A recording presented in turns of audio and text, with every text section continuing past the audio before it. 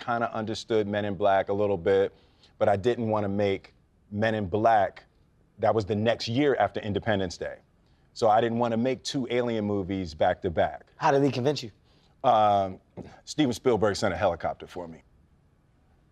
You're a goddamn lie. Yeah, I was in New York. To talk to you. To talk to me. To talk. It landed at his house. And he had me at hello. Well, yeah, you can't say no after you get off the helicopter. Yeah, you get off the helicopter at his house. And he says, come on, what do you... And it was the first time I'd ever had lemonade with carbonated water.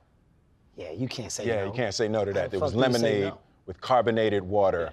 Yeah. And but you had to act like you had it before. Yeah. I was like, this is regular. That's good shit. Yeah. Is this carbonated water? Same, just like my grandmother used to make. It's carbonated water, right? I would say that, yeah. This is good shit, Steve. But yeah, he flew me in, and he said the coldest shit. He said, tell me why you don't want to make my movie. And he was the producer. And I was like, and he put the ellipses at the end. It was the ... Tell me why you don't want to make my movie. It was the ... If he had continued, he would have said, Joker, you know I made Jaws, right? Yeah. Or you know I made E.T. Yeah. Or motherfucker. Or motherfucker. He might have said. He's respectful. Why don't you want to make my movie? Why you don't want to make it? like a very low tone to it. And I walked in his house and he had the Jaws poster and the Jurassic Park. He had every. So it was just. What's your answer? So I would know. What's your answer? What's my answer? And I was like, I didn't want to make 2 alien movies back to back. I didn't want to go from Independence Day to Men in Black. Mm-hmm. I felt like I didn't want to be the alien guy. But I mean, honestly, it's a worry that we have because I think the biggest thing that we think about while having a moment at the top is, well, how do you stay at the top? And I don't want to make mistakes. Yep. I definitely don't want to keep doing the right thing. I don't want to think that this is the only thing I can do. Mm-hmm. I want to expand and do more. So absolutely. I understand that logic. I understand why he would be worried.